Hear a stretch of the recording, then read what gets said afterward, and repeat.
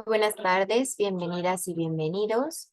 El Instituto Nacional para el Federalismo y el Desarrollo Municipal de la Secretaría de Gobernación, en colaboración con el Sistema Nacional de Protección de Niñas, Niños y Adolescentes, SIPINA, les damos la más cordial bienvenida el día de hoy a nuestra sesión con el tema Los Derechos Humanos y el Sistema Nacional de Protección, el cual tiene como objetivo conocer los antecedentes que dan origen al Sistema Nacional de Protección Integral de Niñas, Niños y Adolescentes, así como su integración y funcionamiento a nivel federal, estatal y municipal. Agradecemos el interés de las autoridades municipales y estatales que nos acompañan en Zoom en nuestra sala contigua de Facebook. Para el INAFED es un gusto estar aquí con todas y todos ustedes en este espacio. Esperamos sea de su utilidad toda la información y herramientas proporcionadas. Les comentamos que en caso de presentarse alguna situación no planeada durante la sesión, como un sismo, pérdida de conexión a Internet o pérdida de luz, restableceremos la conexión para dar seguimiento a la sesión en el momento que nos sea posible. Muchas gracias por su comprensión. A nombre del INAFED me permito presentar a nuestro titular, el licenciado Ignacio Valle Fernández. De igual forma, me permito presentar al licenciado Ernesto Rodríguez Sáenz, director de descentralización aquí en el INAFED. Por parte del Sistema Nacional de Protección de Niñas, Niños y Adolescentes, damos la bienvenida a nuestro ponente, el maestro Joaquín Torres Acosta, director de área en la Secretaría Ejecutiva de SIPINA, y a su equipo de trabajo. Y bueno, a continuación escucharemos el mensaje de bienvenida por parte de nuestro titular, el licenciado Ignacio Valle Fernández. Adelante, coordinador. Muchísimas gracias, Yojaira. Bueno, a la Secretaría de Gobernación le satisface profundamente que nuestra cooperación proporcionando información sumamente útil a los municipios del país continúe adelante con SIPINA.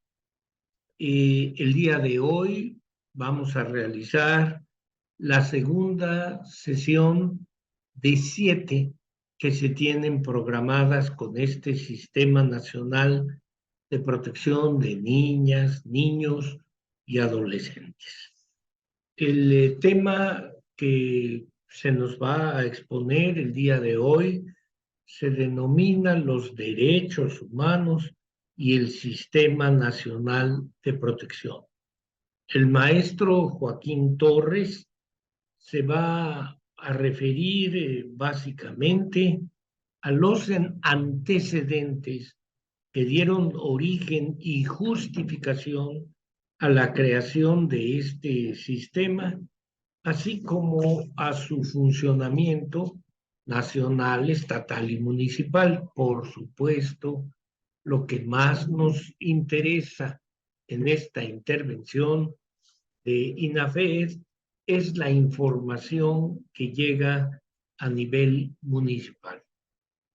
Sale casi sobrando decir la enorme importancia que tiene reconocer los derechos humanos de los menores de edad, es decir, las niñas, niños y adolescentes de que se ocupa precisamente SIPINA, porque la criatura humana, como creo que lo sabemos o entendemos todos, es de todos los seres vivos el que nace con mayor grado de desamparo.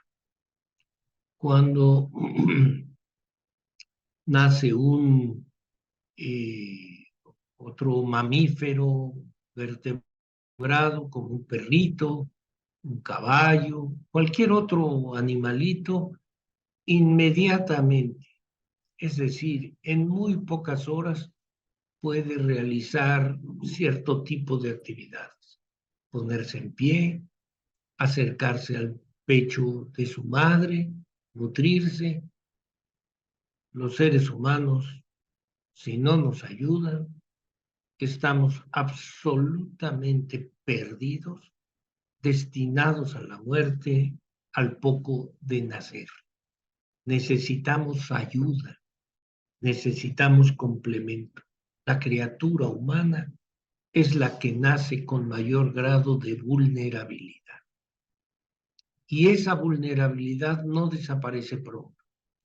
Es acompañada más tarde en la niñez, reduciendo paso a paso esa condición de desamparo a través de otros instrumentos, como son la educación, la formación paulatina. Nuestro grado de madurez es mucho más lento, pero por lo mismo, también cuando se logra, mucho más prometedor, rico en posibilidades de creatividad. Pero para lograr eso es también absolutamente indispensable que los derechos de esas criaturas que no pueden hacerlos valer por sí mismas sean reconocidos con plenitud por el sistema jurídico y los gobiernos. Esto es lo que me parece más relevante a la hora de saludarles a ustedes y dar la bienvenida al maestro Joaquín Torres Acosta en las muy interesantes palabras y conceptos que nos va a dirigir. Lo escuchamos, maestro, con la mayor atención. Por la atención de todas y todos ustedes, muchas gracias. Agradecemos el mensaje por parte de nuestro titular, el licenciado Ignacio Valle Fernández. Y antes de cederle la voz a nuestro ponente, los invitamos a que durante la sesión nos compartan sus dudas, comentarios y con mucho gusto las atenderemos al finalizar la presentación. Ahora sí, cedo la palabra al maestro Joaquín Torres Acosta, director de área en la Secretaría Ejecutiva de CIPINA. Adelante, maestro. A ver. Ya. Ay, listo. Muchas gracias y un especial agradecimiento a nombre de la licenciada Constanza Tort San Román, encargada de despacho de la Secretaría Ejecutiva del CIPINA, para licenciado Ignacio Valle Fernández. Agradecemos no solo la invitación, sino las gestiones para el seminario al que ha hecho mención, que vamos a estar y ya empezamos. Esta es la segunda sesión. Pues muchas gracias y vamos a seguir colaborando seguramente en beneficio del fortalecimiento de capacidades de los municipios, que dicho de manera inicial es donde ocurre la vida de niñas, niños y adolescentes. Es en el territorio en donde suceden las cosas. En otros lugares se diseñan las políticas públicas, desde otros lugares se analizan los datos, pero la vida, la obligación de que gocen y ejerzan sus derechos humanos está en el territorio.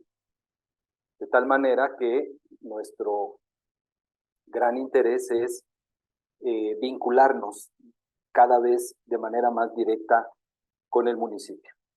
Bien, el día de hoy vamos a hablar sobre los derechos humanos y el sistema de protección, pero yo quisiera que habláramos de este tema en torno a un diálogo, no a una exposición unilateral de parte mía. Además, quisiera que pudiéramos compartir la experiencia que ustedes tienen en el municipio. Recordemos que la experiencia no tiene que ver con nuestro grado de estudios, ni nuestros diplomados, ni nuestros grados académicos. La experiencia tiene que ver, como la misma palabra no lo dice, con lo que hemos vivido, con lo que sabemos, de qué manera lo hemos puesto en práctica y qué vivencias hemos tenido en torno a lo que sabemos. Si nos ponemos de acuerdo en eso, aquí estamos presentes diversas experiencias y diversos expertices. Yo lo que traigo son temas que hemos condensado de nuestra obligación como funcionaria. ¿Qué nos toca hacer una vez comprendido ampliamente los derechos humanos, de tal manera que podamos discursarlo. Me ayudan, porque alguien compartió una pantalla, me parece, pero ahí está. Cuando decía que íbamos a dialogar, no era a tal nivel, pero si alguien quiere compartir algo, pues igual lo platicamos. Bien, vamos a hacer algo. Les voy a presentar un video. Es el extracto de una película que quiero que también consideren verla, porque tal vez cuando terminemos la plática y en algún momento la programan verla, van a poder encontrar muchas cosas de lo que dijimos sobre derechos humanos de niñez y adolescencia. El extracto de video, les comento, trae algunas detonaciones porque habla sobre una guerra. Entonces, cuidadito con los audífonos, también avisen ahí en la oficina para que no vayan a espantarse. Y nada más que lo ubique. Y la otra que les quiero comentar es este extracto de video, es una sátira, entonces tomémoslo como tal. Vamos a encontrar ahí una sátira. De un segundo, lo tengo aquí listo. Y también me gustaría que me ayudaran, una vez visto, que colocaran en el chat algunas reacciones. Me dicen si ya lo empezamos a ver ahí en la pantalla. Ya lo vemos, entonces corre. ¡Jojo! Te extrañé mucho. Siento lo de tu mamá. Lloré muchísimo cuando supe lo que pasó. ¿Qué está pasando? Los rusos, Jojo, ya vienen. Y los norteamericanos por el otro lado. E Inglaterra, y China, y África, e India. Todo el mundo ya viene. Ayúdame con las municiones. ¿Y cómo nos está yendo? ¡Horrible! Solo nos ayudan los japoneses. Y entre tú y yo, no se ven muy arios. ¿Recuerdas a la judía de quien te hablé? Ah, claro. Aún la tengo. Es algo así como mi novia. Ah, bien por ti, Jojo, una novia. Pero, no sé, es judía. Hay cosas más importantes que los judíos, Jojo. Hay rusos allá afuera. Son peores que cualquiera. Escuché que comen bebés y tienen sexo con perros. Digo, eso es malo, ¿no? ¿Sexo con perros? Claro, los ingleses también lo hacen. Hay que detenerlos o nos comerán y violarán a nuestros perros. Es una locura. Y Hitler ya no está, estamos solos. ¿Qué? ¿No supiste? Está muerto. Se rindió y se voló los sesos. No. Es imposible. Se los voló. Los sesos.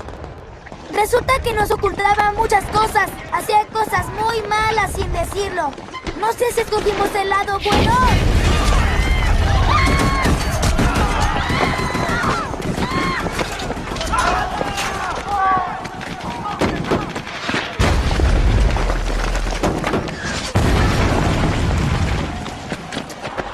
Ven aquí, ¿ok? ¿Ves a ese norteamericano? Ve a darle un abrazo. ¡Ve! ¡Corre! ¡Vamos! ¡Oh, Yorkie! Yorkie, te acaban de dar un ascenso y ya tienes pistola. Ve y mata a quien se vea diferente a nosotros, ¿ok? Jojo, ¿y tu uniforme? Toma, toma, ponte la chaqueta para que no te disparen. Hay que matar a todo lo que se mueva. ¡Por Hitler! ¡Muere, basura, muere!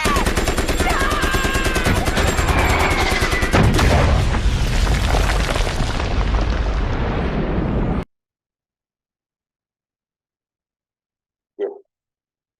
Espero que lo hayan podido apreciar, tanto verlo como escucharlo adecuadamente, que no haya sonado ninguna alarma ya en tu oficina por las detonaciones.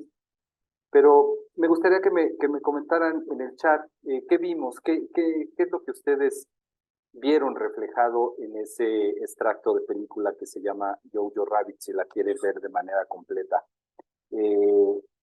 Está en el contexto del fin de la Segunda Guerra Mundial, lo que encuentran los aliados cuando toman Berlín al final de la guerra.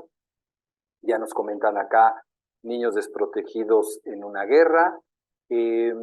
vamos reflexionando juntas y juntos qué es lo que vimos en ese video, y también me ayudan si tenemos la oportunidad de seguir comentándolo en el chat. Yo voy a tener aquí oportunidad de revisarlo. Andrea nos dice: los niños viven experiencias muy fuertes y desagradables que los obligan incluso a privar de la vida a otras personas. Exactamente. También Leticia dice que hay violencia, 2 niños víctimas de la guerra portándose como adultos chiquitos. Efectivamente, es decir, cuando pensamos en qué momento tomamos conciencia como humanidad de que las niñas, niños y adolescentes no podían ser vistos de igual forma que una persona adulta, en nuestra historia occidental el punto medular que marca esta toma de conciencia es este evento que nos describe la película. Como dice Enrique en el chat, son niños que están preocupados por situaciones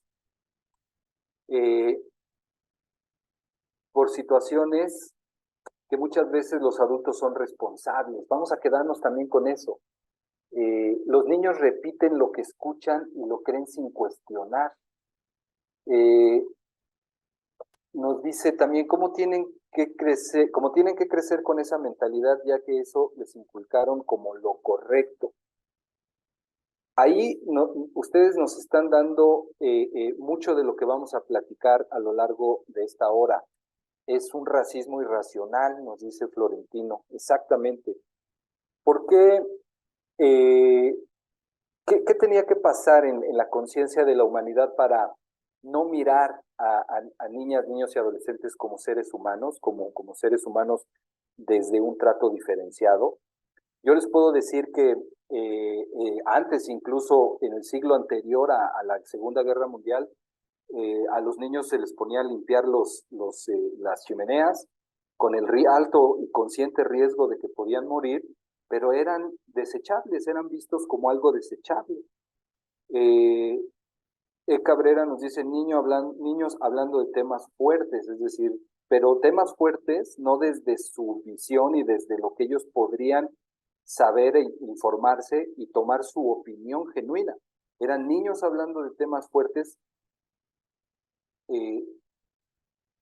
manipulados por las personas adultas. Pero yo les comentaba, situémonos históricamente. Hubo un tiempo en que la niñez no existía como seres humanos, eran sujetos desechables. Y después, en la época de esta Segunda Guerra Mundial, eran usados también como soldados. Tamul dice: violencia, inocencia robada, niños sin otra opción que enfrentar una realidad que no comprenden. Bien, vamos a empezar por cómo tomamos conciencia de esto. Lo primero es que podamos distinguir 2 enfoques antes de los derechos humanos de este sector. En la parte izquierda tenemos un enfoque que vamos a ubicar como indiferenciado, es decir, no hago una distinción de que tú eres un niño y yo soy un adulto. Y ese cartel que tienen ustedes ahí refleja lo que estaba legalmente permitido, que no quiere decir que no siga ocurriendo en la actualidad. Pero en esa época que podemos llamar indiferenciada respecto a los derechos de niñez y adolescencia, pues nos dice: los niños trabajaban de 8 a 14 horas en las fábricas, estaba permitido, repito, 15 horas diarias de trabajo, salarios bajos en comparación con los adultos. Aquí en medio de estos 2 es que ocurre el evento que vimos en el video.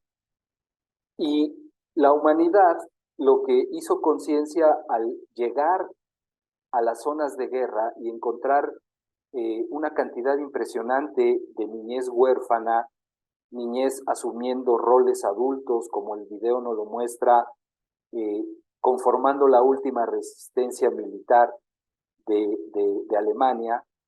La conciencia que se toma es que son diferentes, son vulnerables. No podemos meterlos en el mismo cajón que un adulto. Esta conciencia humanitaria lleva al segundo enfoque, que es el enfoque tutelar.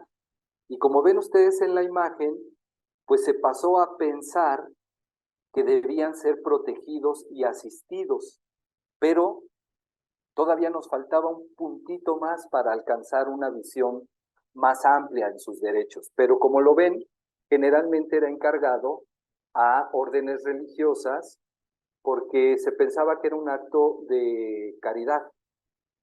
Por eso se conformaban los albergues, los orfanatos, que eran encargados a órdenes religiosas y principalmente a las mujeres. Las personas que eran parte de la aristocracia para hacer buenas labores, pues financiaban orfanatos o recaudaban fondos para los niños desvalidos y seguíamos entonces protegiéndoles, pero desde una mirada asistencialista, es decir, solo te cuido, pero no te veo como un sujeto de derecho. Conforme fue avanzando nuestro análisis y nuestra toma de conciencia, como lo ven en la lámina, dejamos de verles como objetos de protección. Es decir, a mí me toca protegerte, pero no opines, no tomes libertades. Yo como adulto soy el que sé lo que necesitas, soy quien sabe qué debes hacer y solo cuando yo te lo permita vas a tener libertades. Es decir, ya los cuidamos, ya los protegemos, pero seguimos en este enfoque tutelar. Siempre lo vamos a encontrar como un enfoque tutelar. ¿Qué fue lo que empezó a ocurrir? Que esta toma de conciencia dijo, las niñas, niños y adolescentes son sujetos de derechos, es decir, no les concedemos nosotros los derechos. Debemos garantizar que se desarrollen libremente y debemos construir un entorno donde no vivan violencia, donde tengan libertades de acuerdo a su desarrollo y su etapa evolutiva, pero nosotros no tomamos las decisiones por ellos. Vamos garantizando que de acuerdo a su edad se desarrollen. Este enfoque es conocido como el enfoque garantista, que es en el que actualmente el Estado mexicano se encuentra enmarcado.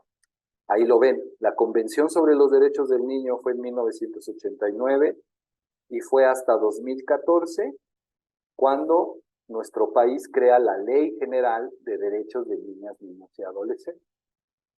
Es justo la ley que da pie al sistema de protección. ¿Qué es lo que nos dice en esencia el enfoque de derechos de niñas, niños y adolescentes?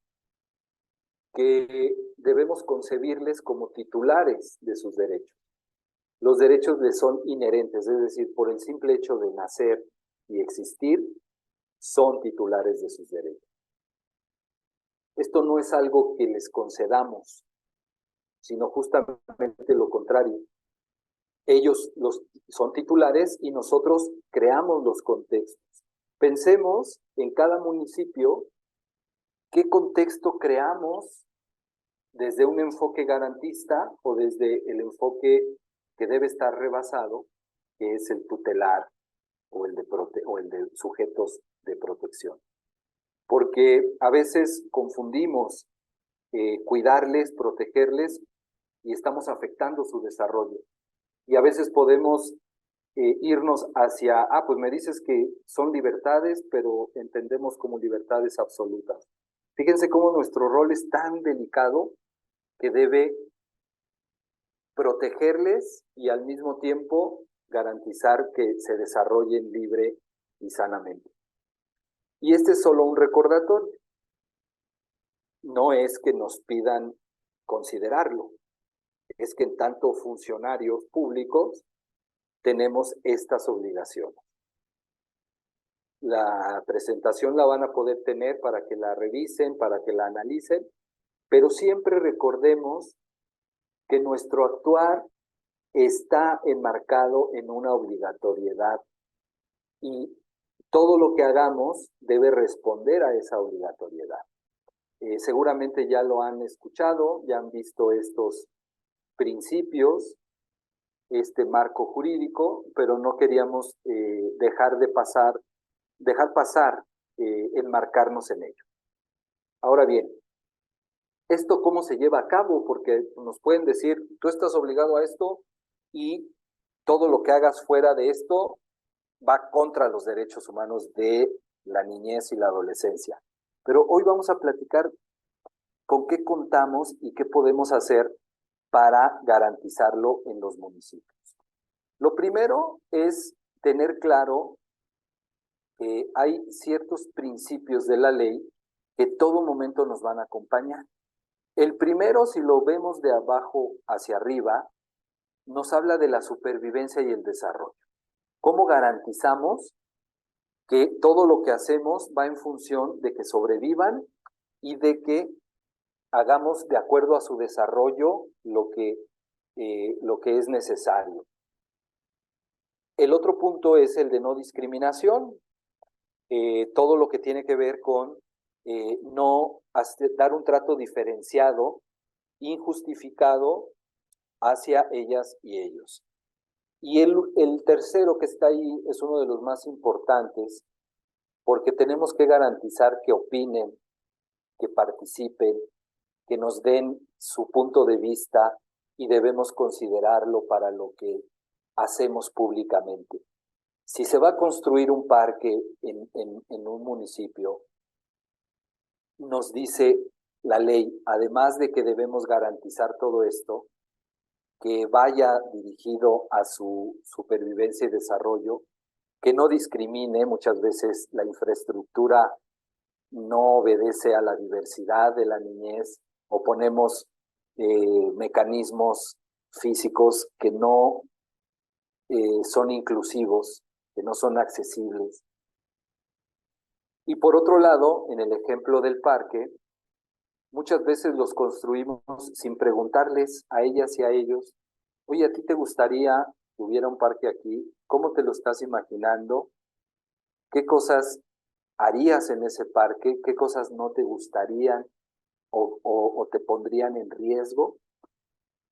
Porque cuando no hacemos esto, todo lo miramos desde nuestro punto de vista adultocéntrico, es decir, desde lo que yo creo que tú necesitas. Ese es uno de los grandes retos. Relacionarnos con niñas, niños y adolescentes en igualdad como sujetos de derechos y al mismo tiempo pensando en qué es lo mejor para ellas y ellos en su desarrollo, supervivencia, sin discriminarles y garantizando que participen. Nos lo vamos a grabar porque todo esto siempre va a ser cotejable en nuestras acciones públicas. Y ustedes van a encontrar en la presentación justo esto. Para garantizar la no discriminación, pues tenemos muchísimos elementos que ustedes me irán comentando también, si pueden hacerlo en el chat, o bien cuando hagamos el diálogo, qué tanta diversidad hay en su municipio, o si se cree que son los municipios como un monolito, que todos son del mismo tono de piel, que todos hablan la misma lengua, el mismo idioma, que hay la misma condición socioeconómica, que todos nacieron ahí y siguen ahí, que no hay personas que han migrado hacia ese municipio. ¿Cómo tenemos entendido el territorio? Desde la mirada de la diversidad, para que justo identifiquemos los riesgos que tenemos de discriminar en el municipio. Entonces, cuando hablamos de inclusión, hablamos de que todas las identidades, todas las realidades estén garantizadas en igualdad de condiciones. Vamos a ir escuchándonos. ¿Qué tanto ustedes identifican esa diversidad en el municipio? Y el otro punto muy importante que les decía es que todo lo que hagamos públicamente debe garantizar el interés superior, que es mis decisiones deben, las decisiones públicas que yo tome deben considerarlos de manera primordial. En mi generación había un comercial que decía, si la leche es poca, al niño le toca. Pues resumía un poco este principio de prioridad. Deben ser considerados de manera primordial en la toma de decisiones sobre cualquier cuestión que les involucre. Es desde en la familia decir, ¿qué ropa quieres usar? Vamos a garantizar que participes con tu opinión. Vamos a hacer una fiesta en la comunidad y al último que se le toma punto de vista es a la niña, al niño o al adolescente. Lo mismo pasa a nivel macro, cuando hay un juicio de divorcio y entonces el juez o la jueza empieza a tomar decisiones sobre con quién se va a ir el niño y cada cuándo va a ver al papá y cómo va a estar el tema del acercamiento de los familiares cercanos, a qué escuela va a ir, y nunca se le toma el punto de vista y además se considera para la determinación jurídica. Vean cómo algo que hacemos en familia, hacemos en la comunidad, también lo hacemos a nivel jurídico.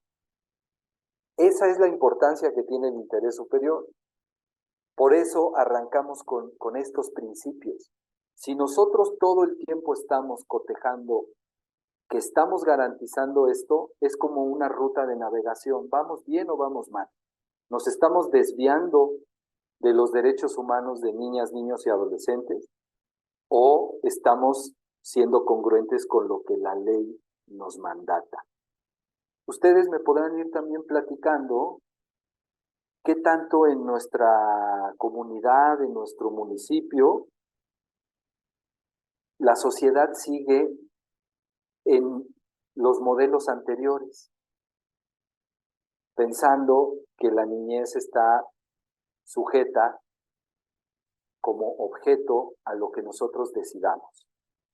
Y vamos a ir viendo qué consecuencias tiene estar en ese paradigma anterior, en esa forma de ver las cosas, que no son garantistas, digámoslo así. Ahora bien, los niños, como a veces se dice genéricamente, son en sí mismos un universo muy amplio, muy complejo. Por eso nos va a ayudar a hacer la distinción cuando pensemos en niñez, que existe una etapa de desarrollo de acuerdo a la ley, que es la primera infancia, de 0 a 5 años. Pensemos qué necesitan para garantizarles sus derechos. ¿Qué necesitamos hacer?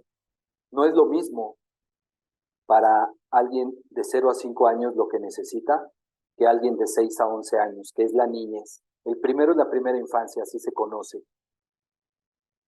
La segunda etapa es niñez, de 6 a 11, y tienen sus propias necesidades y su propia forma de ver el mundo, y su propia forma de ser parte del mundo. Una tercera es las adolescencias de 12 a 17 años, son las más complejas para que nosotros como adultos nos relacionemos con ellas y ellos. Generalmente es cuando más entramos en conflicto y queremos controlarles más. Y vamos a ver muchos ejemplos de ello. Por eso, otro elemento importante es la autonomía progresiva, que nos dice, hay que dar un trato diferenciado y especializado. Hay que otorgar libertades acordes a su etapa de desarrollo y madurez. Si yo le hago un corralito a un bebé de 5 o 6 meses para que tenga la libertad de moverse, al mismo tiempo el corral marca una protección. Te permito libertades, garantizo tus libertades, pero al mismo tiempo te cuido. Pero lo primero es tu libertad y tu desarrollo. Y lo mismo en la adolescencia, pero nos cuesta más trabajo. Cuando una adolescente llega a un centro de salud en un municipio y dice, quiero que me orienten y me den métodos anticonceptivos, ahí entonces ya no nos parece tan bonito garantizar los derechos, ¿no? Y podemos vernos presa de nuestros prejuicios y de nuestros códigos morales. Y entonces decimos, no, tiene que venir tu mamá. ¿Yo cómo te voy a dar un método anticonceptivo? Pues debemos informarles, debemos acompañarles y no podemos negarles esos derechos sexuales y reproductivos. A lo que voy es que a veces pensamos que los derechos de la niñez es algo tierno o algo bonito o algo que nos mueve a lo positivo, pero también nos conflictúa, porque en los municipios también puede haber adolescentes que entren en conflicto con la ley y su trato debe ser también como responsables de esos actos, pero al mismo tiempo debemos restituirles los derechos, porque muchos de esos adolescentes vivieron carencias, les violamos derechos desde la niñez, desde esta etapa, y a veces los juzgamos con lo que hacen en esta etapa. Por eso siempre vamos a tener en cuenta esta mirada que la vamos a entender como una mirada integral, es decir, no podemos verlos de manera aislada. Por eso nuestro rol adulto, como dice ahí, es orientar, apoyar y proteger para que tengan su dirección propia, lo que han decidido, lo que van decidiendo hacer, para que ejerzan progresivamente sus derechos y siempre de acuerdo a la evolución de sus facultades. Y lo que vamos a encontrar en el territorio es justo esta diversidad. Ustedes ayúdenme pensando también en cualquier niña, niño o adolescente que vive en el territorio y que podemos empezar, como dice esta lámina, empezamos por el género, es niño o es niña, y si siguen alguna de estas ligas, pues al mismo tiempo va desarrollando una identidad sexual. Y también seguimos esta otra línea y nos dice, además de ser niña y va desarrollando su identidad sexogenérica, pues también vive en una determinada condición socioeconómica y además puede que tenga una discapacidad. Y así nos podemos ir en esta herramienta que se llama interseccionalidad, porque va interactuando las diferentes secciones. Hay secciones que interactúan y que conforman a un sujeto. Nosotros mismos, como personas adultas, también vivimos esta interseccionalidad, pero no la vemos muchas ocasiones como una categoría de análisis, de mirar complejamente a un niño, una niña o un adolescente. Y entonces nos imaginamos que todos los niños son iguales o que todos los adolescentes son iguales. Y no es así. ¿Por qué nos sirve tener esta mirada? Porque ese es en donde está basado lo que vamos a conocer como protección integral y la protección especial. Ya estamos entrando en qué nos toca hacer como autoridades para que todo eso que hemos dicho hasta ahorita se materialice. Entonces, tenemos, por un lado, la protección integral. Es cómo deben ser las cosas. Si yo me imagino un mundo ideal, me puedo imaginar a unos niños y a unas niñas jugando y brincando en una red. Ellas y ellos se van a desarrollar, tienen que explorar el mundo, tomar sus decisiones, caerse, levantarse, todo en el entorno de una red que se llama protección integral. Esa red la tenemos que construir nosotros como autoridades. Esa protección integral es lo que debe ser. Y ahí juegan, y ahí brincan, y ahí crecen. Y crecen seguros y con nuestra protección. Y como dice ahí, la protección integral son todas las acciones y mecanismos que ejecutan los 3 órdenes de gobierno para que eso se lleve a cabo. Sin embargo, esa no es la realidad, ese es el deber ser. Y mientras más nos acerquemos a eso, podremos tener la claridad de que lo estamos haciendo bien. Y la protección especial se refiere a las políticas y acciones que vamos a llevar a cabo cuando se rompa la red, cuando tengamos la obligación de atenderlos. No perdamos de vista que hay una protección integral y una protección especial. Por lo mismo, debemos conocer qué hace el CIPINA, que es el Sistema Nacional de Protección Integral de Niñas, Niños y Adolescentes.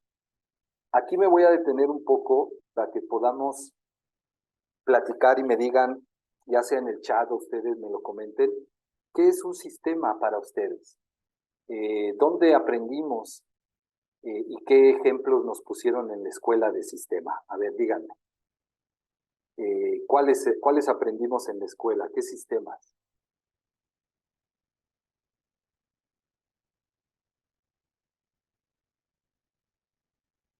¿Qué sistemas conocemos? Acuérdense cuando estaban en la primaria, ¿cuáles les decían que hiciéramos?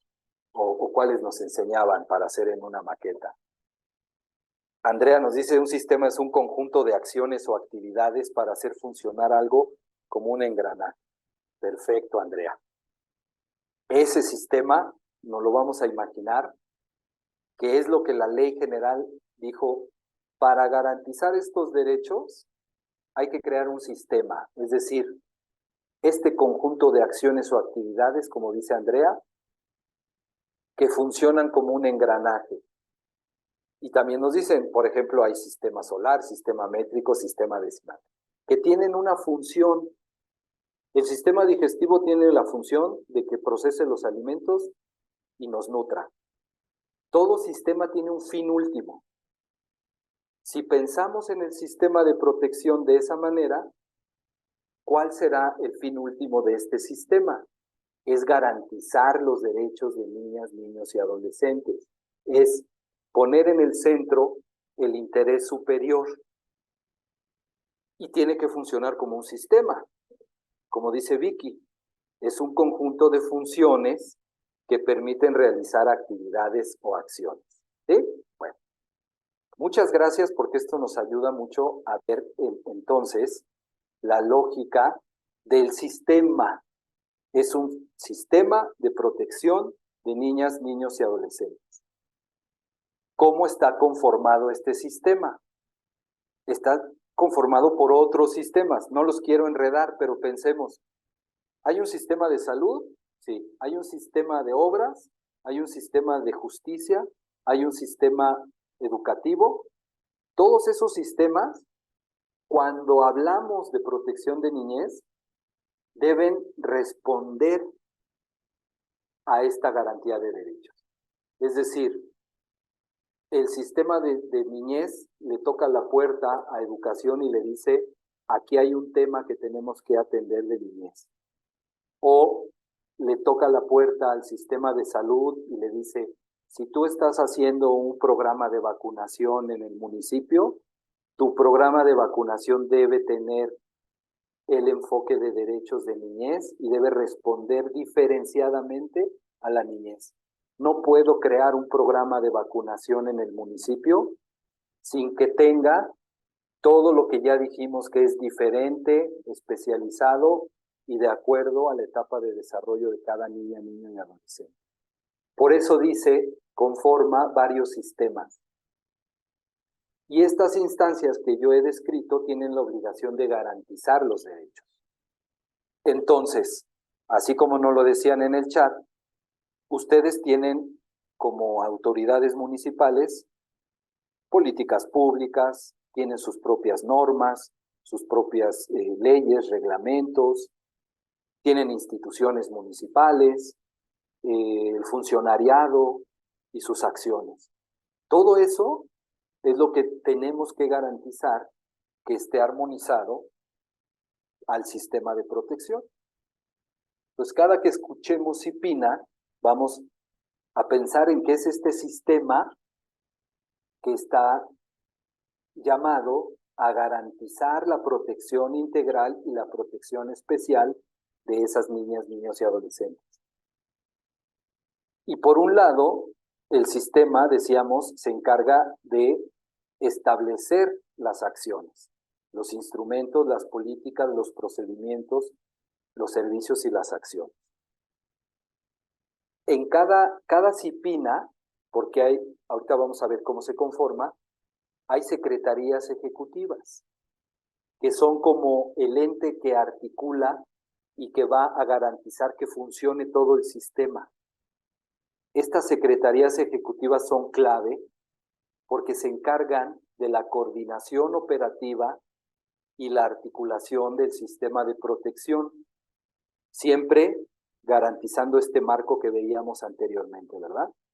Nada se puede hacer fuera de los derechos de niñez y adolescencia. Todo lo que hagamos públicamente debe estar en este marco.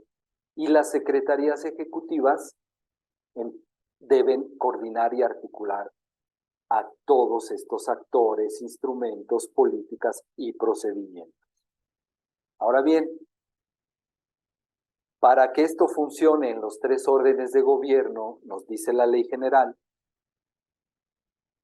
debe existir en cada entidad federativa un sistema local de protección.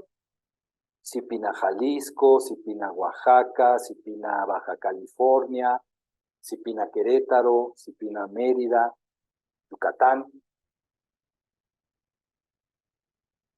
Y será conformado por lo mismo, por todas las dependencias de las administraciones locales vinculadas para lo mismo.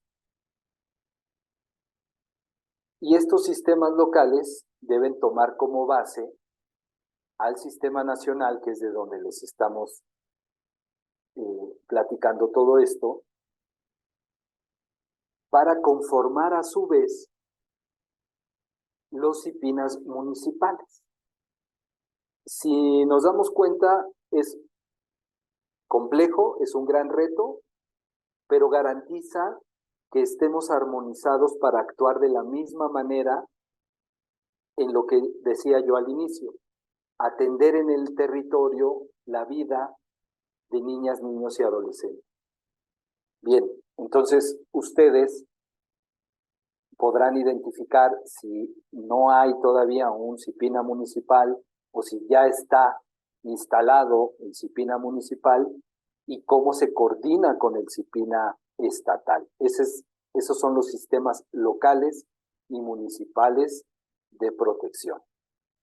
Justo para esto, para que podamos garantizar todo lo que ocurre en el territorio, que coman sano todos los días, que se priorice su atención en cualquier circunstancia, que tengan un nombre y una nacionalidad, que haya un registro garantizado, que vivan en un entorno familiar que les permita desarrollarse, que vivan un buen trato. Imaginémonos que en ese tema del buen trato hay todavía sociedad o sectores de la sociedad que están en contra de que se prohíba el castigo corporal. Es decir, educar o disciplinar mediante la violencia física o psicológica. Es decir, todavía estamos discutiendo temas como esos. Y ustedes nos dirán en sus municipios qué tanto como sociedad empezamos a estar de acuerdo en esto. A los niños no se les disciplina con golpes, deben tener prioridad para la alimentación, no pueden tener trabajos peligrosos. En el caso de la niñez está prohibido el trabajo, en el caso de adolescencias debe ser cuidado y regulado.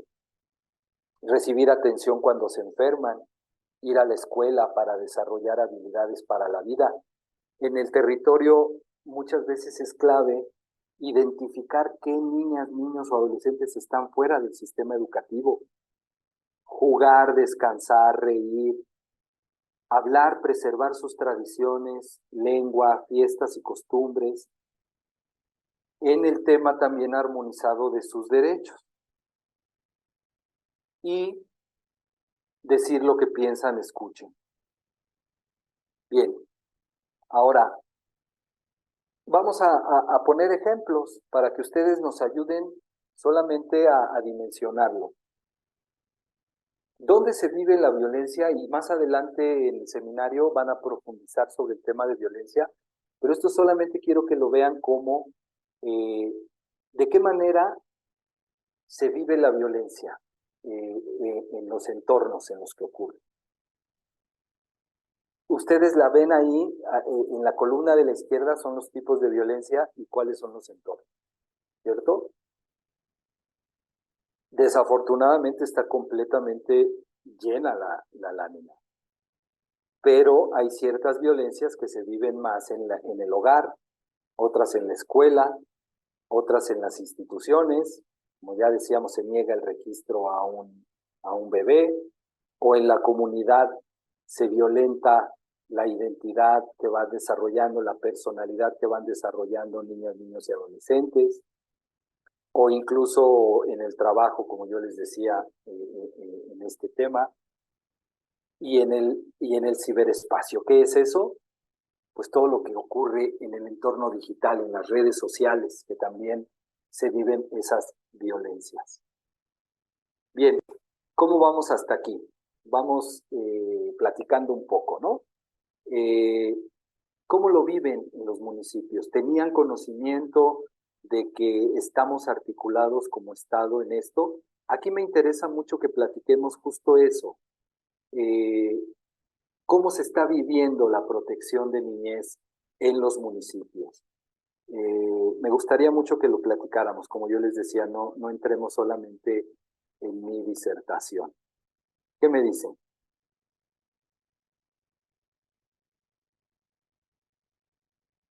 Anímense un poco a platicar. ¿Tienen identificado de entrada disciplina estatal?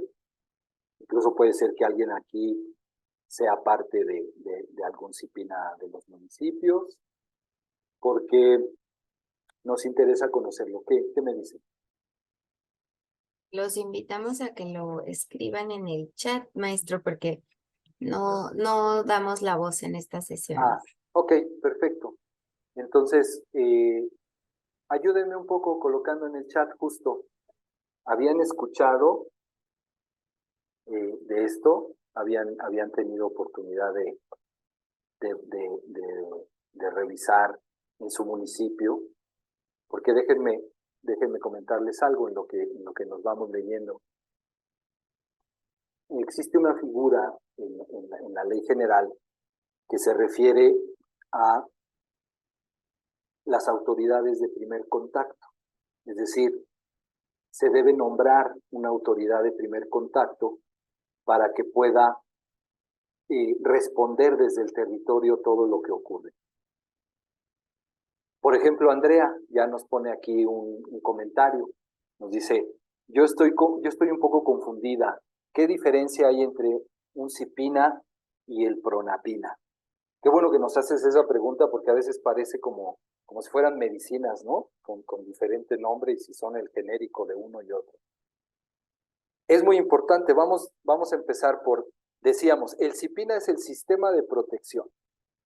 Este sistema de protección debe crear políticas públicas, es decir, acciones que respondan a las problemáticas y que garanticen que le vamos a dar respuesta a esos problemas.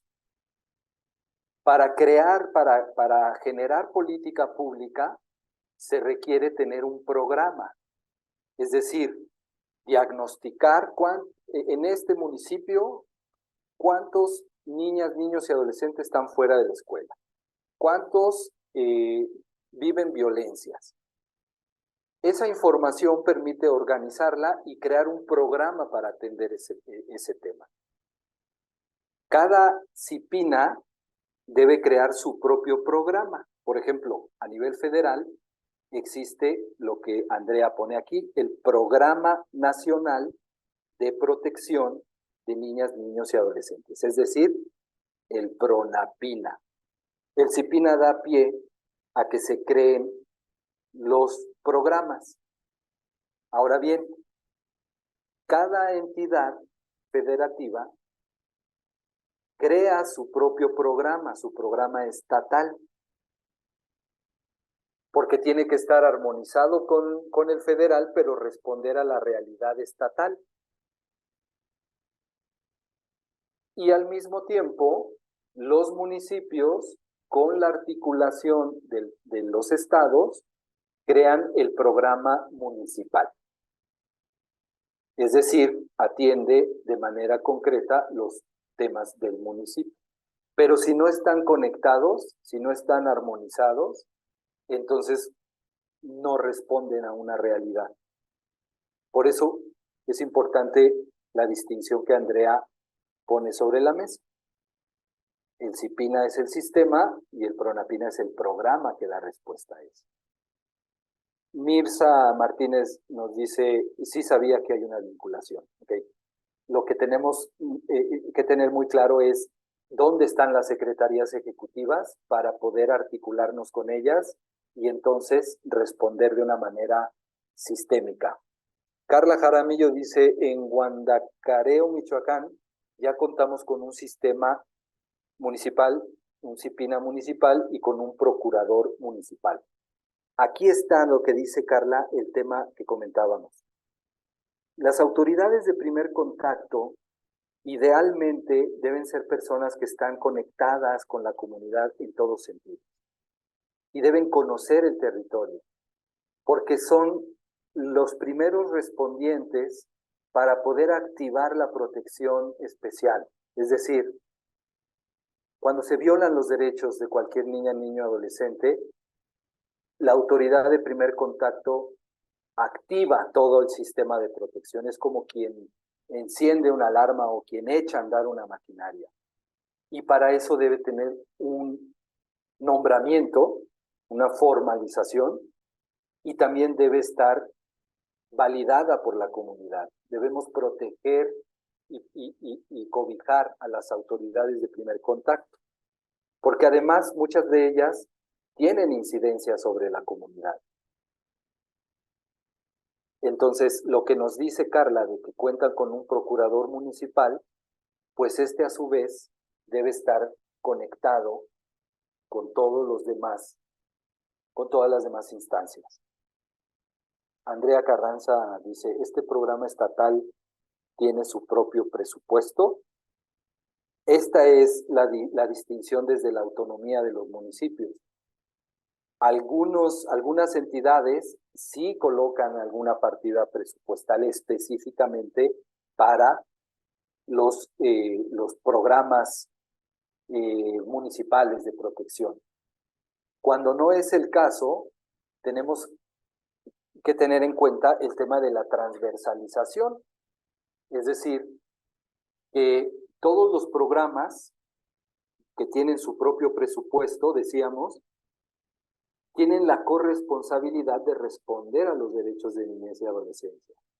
Entonces, las secretarías ejecutivas es donde entra su labor de articular, coordinar y garantizar estos derechos para entonces decir, si tú tienes un presupuesto para llevar a cabo algo en territorio, debe de mostrar de manera transparente y consecuente a la ley cómo eso que estás haciendo responde a qué derechos y garantiza qué derechos de la vida de niñas, niños y adolescentes. Porque vuelvo al ejemplo de la vacunación. Si yo tengo presupuesto para hacer un programa de vacunación y no tengo la perspectiva ni estoy alineado a la obligatoriedad de derechos, puede que haga un programa de vacunación que no contemple esto y que diga, pues no me toca a mí, pero lo debo de contemplar y la Secretaría Ejecutiva del CIPINA se debe encargar de coordinar y garantizar ello. Florentino nos dice, en el municipio de Otón, Blanco, Quintana Roo, existe una Secretaría Ejecutiva del CIPINA. ¿Sí? Exactamente. Entonces, ¿qué debe tener una autoridad de primer contacto? Ustedes, en esta expertise que yo les decía, no solamente es nuestra, creo que aquí es importante que podamos platicar desde su experiencia, desde su conocimiento, ¿cuáles serían las características de una autoridad de primer contacto adecuada? ¿Qué me dirían? No solamente que sea nombrada, decir, como ¿se acuerdan cuando al sheriff le ponían una estrella en el chaleco y le decían, a partir de ahorita tú respondes a todo lo que ocurra? ¿Qué me dicen? ¿Qué tendría que tener una autoridad de primer contacto?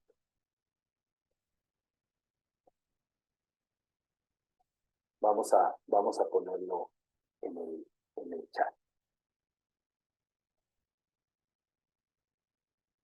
En lo que van poniendo lo de la autoridad, Enrique nos pregunta, ¿de qué manera el CIPINA municipal se involucra o colabora con las escuelas y la atención, con las escuelas y cómo garantiza el ejercicio efectivo en sus funciones? Les voy a poner un ejemplo de lo que se hace en el tema de la vinculación entre el sistema educativo y el sistema de protección. Ahí Enrique nos está colocando justo el reto de decir, a ver, existe un sistema educativo y existe un sistema de protección. ¿Cómo se involucran? Bien. Para garantizar que todas las niñas, niños y adolescentes estén en el sistema educativo, la escuela puede decir, mira, yo ya inscribí a todos los que llegaron están inscritos, nadie está fuera, yo ya cumplí con ello. Aquí están, en la esfera de la educación ya están dentro. Lo que puede decir el sistema de protección es, oye, ¿qué crees que de acuerdo a la información que hemos recopilado, pues hay niñez migrante que está pasando por ese territorio o niños jornaleros, o hay adolescentes en conflicto con la ley que deben cumplir sus medidas en libertad y que deben incorporarse a la escuela? Y el sistema de educación puede decir, pues a mí no me toca eso. Sí, de acuerdo. Nos toca como sistema de protección ir a buscar al sistema de justicia y decir, a ti te toca garantizar que si vas a restituir el derecho a la educación, nos articulemos con la escuela y entre. El Instituto Nacional de Migración, la Secretaría del Trabajo, debe garantizar que haya programas para que la escuela incorpore a los niños jornaleros. Si se dan cuenta, en este ejemplo hay barreras que no permiten garantizar el derecho a la educación que le tocan al sector educativo, al sistema educativo. Pero hay barreras que ocurren fuera que nos están explicando por qué no está en la escuela ese niño y nos toca como CIPINAS ir a buscar a quienes son corresponsables. Porque en todo lugar donde hay una barrera, hay un responsable. Y entonces podemos ir, sensibilizar, informar y tener todo esto articulado, pero nuevamente aquí está la centralidad del municipio, porque el municipio puede generar esos censos, tiene esa información y a veces no llega la información a donde tiene que llegar.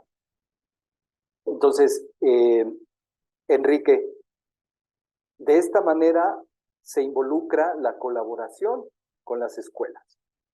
Puede ser que en las escuelas detecte una directora de escuela, diga, aquí en la comunidad que está, donde está la escuela, pues acaban de poner una tienda de micheladas a 200 metros. Pero yo no tengo injerencia sobre ello, solamente me estoy dando cuenta del efecto que tiene en cuanto a violación de derechos que eso esté ocurriendo. Entonces pónganme en el chat, ¿a quién le tocaría en el municipio accionar algo para proteger que en el entorno de una escuela no suceda eso. Si nos vamos comprendiendo en esta lógica, a lo mejor en el chat pueden poner, pues se tiene que ir con tal autoridad. Pero es donde el sector educativo dice, a mí yo ya no tengo atribución, yo ya no tengo, pero lo estoy detectando. Hay una barrera, hay una violación de derecho y hay un corresponsable. Nos dice Florentino, conocimiento total de la problemática respecto a la niñez, brindar atención integral para la atención de vulneración de derechos de niñas, niños y adolescentes. Luego, en el ejemplo que estamos poniendo, Ernesto, entiendo, nos dice gobernación y DIF, ¿no? Ahí hay otro sistema, el sistema que atiende la asistencia social, el DIF, y gobernación, que se encarga de que todo esté articulado para garantizar la vida política y el bienestar. Y Florentino también dice, le tocaría seguridad pública. Exacto. Es decir, seguridad pública tiene también esa función. Y dice, si tenemos niños de limpiaparabrisas, pero además están controlados por la delincuencia, ¿qué haría el funcionario de disciplina en la práctica concreta? Cabe señalar que ya acudió al punto en cuestión y los mismos niños no quieren participar en actividades académicas ni culturales y no proporcionan domicilios para localizar a sus papás. Además, se acercaron a estas personas miembros de la delincuencia para preguntar al personal del DIF que abordó el asunto. ¿Qué deseamos? ¿Qué problema tenemos? Pues imagínense el nivel de compromiso que tenemos en estos casos. Ernesto nos está comentando, hay una población que está vulnerada desde la estructura y que está siendo captada por el crimen organizado. Y que al momento que queremos implementar acciones de tipo resolutivas en la superficie, pues nos encontramos con que ya es muy complicado llevarlo a cabo. Si pensamos en estas problemáticas de manera estructural, podríamos también mirar de qué forma este problema puede ser llevado a nivel estatal para que la respuesta también vaya a ese nivel. Pero es lo que comenta Ernesto es muy claro. Hay una complejidad respecto a lo que nosotros creemos que deben hacer las niñas, niños y adolescentes. En el tema de la niñez en calle, o que no está en hogares, han construido también una identidad de vivir ahí. Y la pregunta es, ¿qué hacemos para responder a esa circunstancia? Y el otro tema es el de seguridad. Es que tanto está involucrado un tema de seguridad que rebasa la respuesta de un sector que no es el de seguridad. Entonces, no solamente estamos viendo el deber ser, estamos viendo la realidad de los municipios y eso es lo importante en lo que estamos comentando.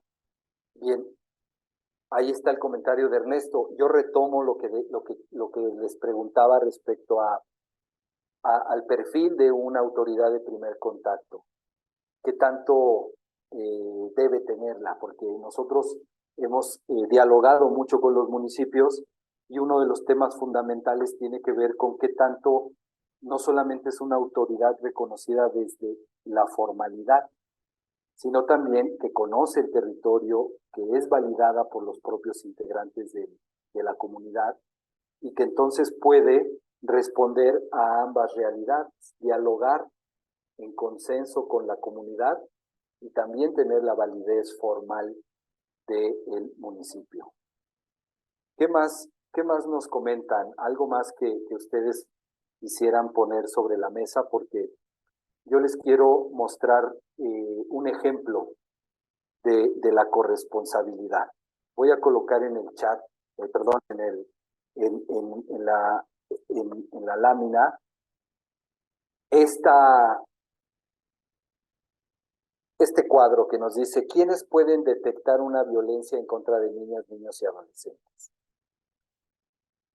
Cuando hablamos de corresponsabilidad, pues tenemos claro que las niñas, niños y adolescentes pueden alertar sobre lo que están viviendo, y mientras más garanticemos su participación y su ciudadanía, va a ser mucho más práctico, porque van a poder avisar, denunciar, no en el tema formal, pero sí alzar la voz, pero no están dotados, facultados para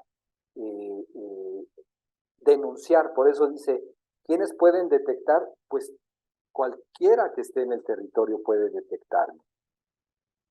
Pero si no tenemos informada, sensibilizada al municipio sobre qué es la violencia y cuáles son esos tipos, que lo vamos a ver en alguno de los temas del seminario, pues entonces las personas adultas no van a estar facultadas para ver la violencia, para poder distinguir qué es violencia y qué no es violencia. Y entonces en el segundo rubro dice quiénes deben denunciar una violencia en contra de niñas, niños y adolescentes. Y entonces ahí ya entran desde madres, padres, tutores, personas que tengan niñez y adolescencia bajo guarda y custodia, natural, obviamente las autoridades, las personas cercanas a familiares o testigos. ¿Sí? Y un ejemplo, que no lo vamos a ver a detalle, pero aquí está, es como los municipios deben tener claro que existen protocolos y que existen salidas para poder activar toda esa protección. Esta lámina, que la van a poder revisar con calma, pues nos va diciendo cuáles son las emergencias y por dónde se responde para llamar a la corresponsabilidad. ¿A qué autoridades reportar una violencia en contra de niñez y adolescencia? ¿Cuáles son los tipos? Les repito, quiero poner este ejemplo para que nos permita seguir dialogando precisamente sobre algo que puede ocurrir, que los municipios se pueden vivir muy aislados o pueden tener la sensación de cómo me conecto a nivel estatal y a nivel federal. Ustedes tienen la gran encomienda de responder a nivel territorial, pero no son los únicos responsables ni pueden tener una capacidad resolutiva a los niveles de los que estamos hablando. De tal forma que lo que hoy hemos platicado tiene que ver, en primer lugar, con mirar en nuestro territorio en qué paradigma estamos, en qué enfoque estamos como sociedad, como municipio. Hay todavía comunidades donde están con prácticas contrarias a los derechos humanos. ¿Está la comunidad, el territorio suficientemente informado sobre estos derechos, sobre lo que hemos platicado el día de hoy?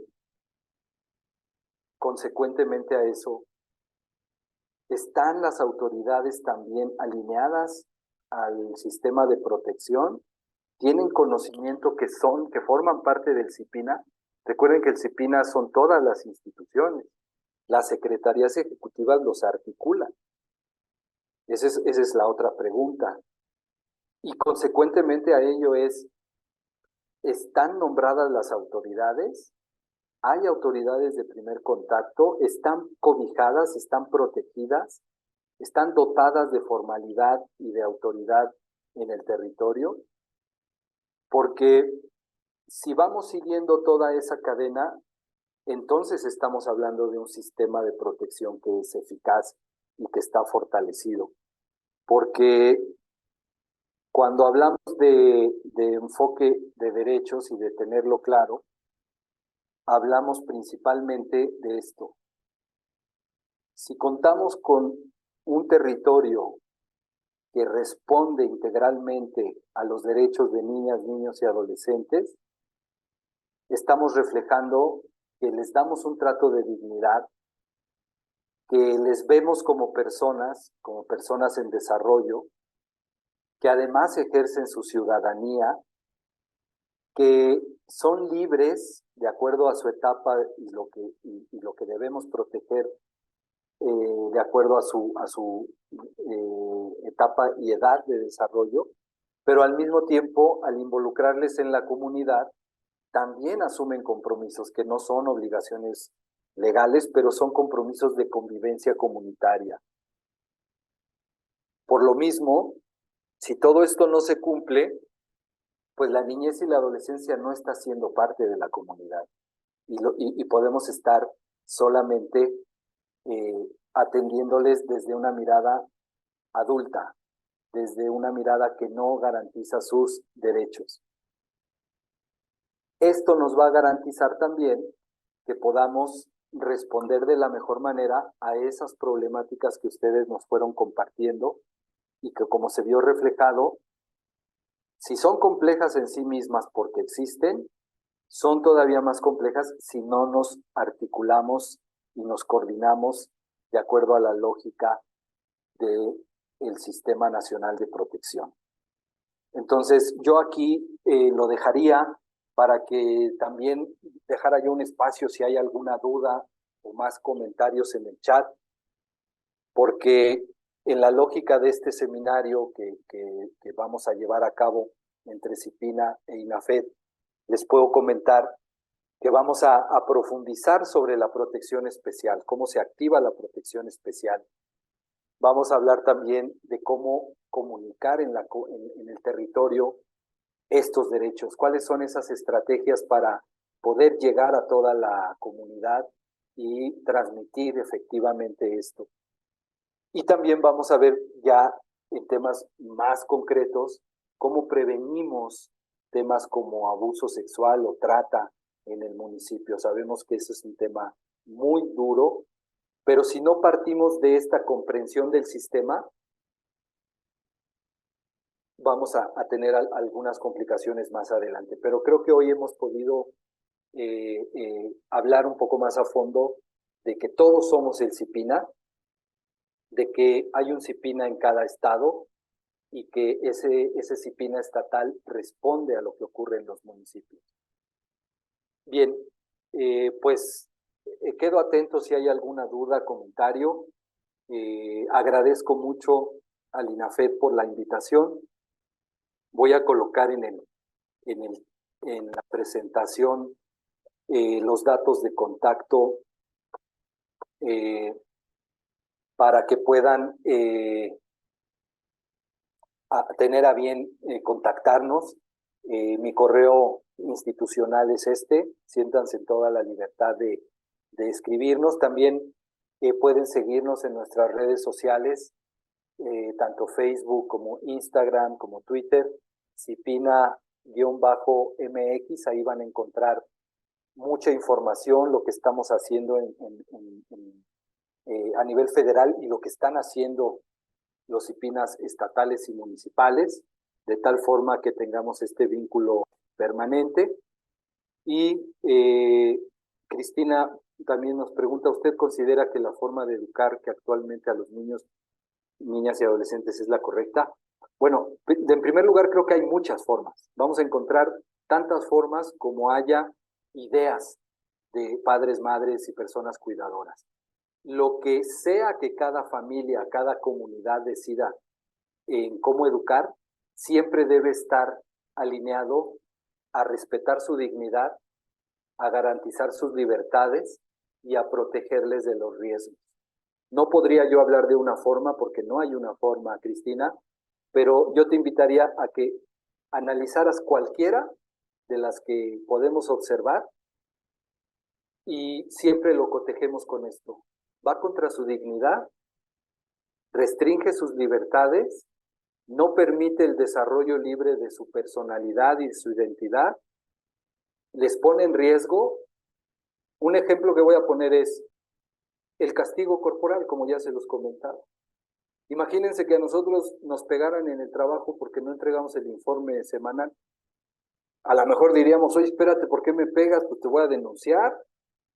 Lo vemos normal en los niños, niñas y adolescentes, entonces no los estamos viendo como ciudadanos, porque nos damos el permiso de corregirles, entre comillas, con un golpe o con una humillación.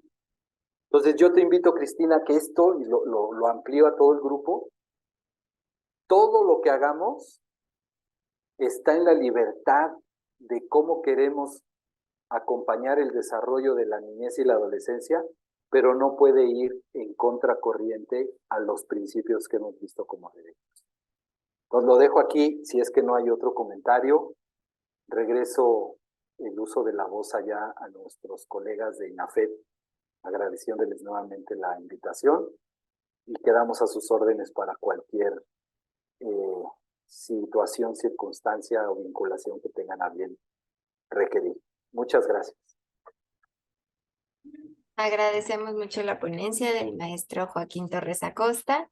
Y sí, por acá todavía nos quedan algunas dudas. Yo creo que por el tiempo, pues ya que está en este tono, maestro, se las voy a leer. Nada más son... Hay una persona, hizo Sandra Bonfil, preguntó, digamos, es la misma, pero dice, ¿quién actúa de primera instancia, DIF o Procuraduría, teniendo en cuenta que mi municipio no se cuenta con un albergue ni con una unidad de primer contacto? No teniéndola, ¿se puede otorgar la misma función? Ahí. Listo, adelante. Gracias. Vamos a hacerle como en los programas de televisión de no se pierda nuestro próximo programa porque tiene que ver con la protección especial. Pero dicho así, para responder es, la protección especial está en las procuradurías que están dentro del sistema DIF. Y ahí es donde se asientan para activar esto que decíamos de la protección especial cuando se rompe la red. Las particularidades sí tienen que ver con que en cada municipio si está nombrada o no la autoridad. Pero de entrada la que debe responder es la Procuraduría de Protección de Niñas, Niños y Adolescentes. Así son sus siglas. Las van a encontrar, toda entidad federativa tiene una procuraduría. Algunos municipios tienen su propia procuraduría municipal. Si no cuentan con ella, la Procuraduría de Protección Estatal debe responder. Pero como les digo, no se pierda nuestra próxima emisión. Ahí vamos a desdoblar completamente la protección especial y todo lo que debemos hacer como municipio para, como les decía, no nos toca resolver todo. Tenemos el gran reto porque está en el municipio, pero debemos vernos como parte de un sistema y eso siempre ayuda. Que nadie puede resolver todo por sí mismo. Hasta aquí la respuesta. Muchas gracias, maestro. Ya únicamente es una más. Por acá nos pregunta Yuritsi Pulido. ¿Quién es entonces la autoridad de primer contacto? ¿Quién la nombra o cómo? Bien. La autoridad de primer contacto debe ser nombrada por quien preside el CIPINA municipal. Quien preside el CIPINA municipal es la presidencia municipal y puede ser alguien que está justo en la presidencia municipal o en la existencia de alguna procuraduría. No olvidar que cuando se instalan los CIPINAs municipales son presididos por la presidencia municipal y ahí se nombran tanto la Secretaría Ejecutiva como la autoridad de primer contacto. Muchas gracias, maestro. Y pues ahora sí ya serían todas hasta este momento. Le agradezco mucho igualmente el interés a las autoridades municipales y estatales que nos acompañaron el día de hoy. Entonces ahora sí voy a cederle la palabra al licenciado Ernesto Rodríguez Sainz, director de descentralización en el INAFED. Gracias, Jara, muy amable. ¿Qué tal? ¿Cómo están, amigos, amigas? La verdad es que Joaquín, pues ahora sí que como dijiste, pues nos dejaste con 3 puntos suspensivos para que no nos perdamos la siguiente sesión, 1 de septiembre, que sería la continuidad de esta, ¿cierto, Joaquín? Y un poco lo que platicábamos al inicio de la sesión, fíjate, yo rescataría varios aspectos en los 2 minutos que me quedan, pero sobre todo esto que comentamos al inicio de qué tanto los sistemas están presentes, están consolidados en proceso de creación en los municipios, Me parece que es un aspecto todavía retador para nuestra sociedad, para nuestro país.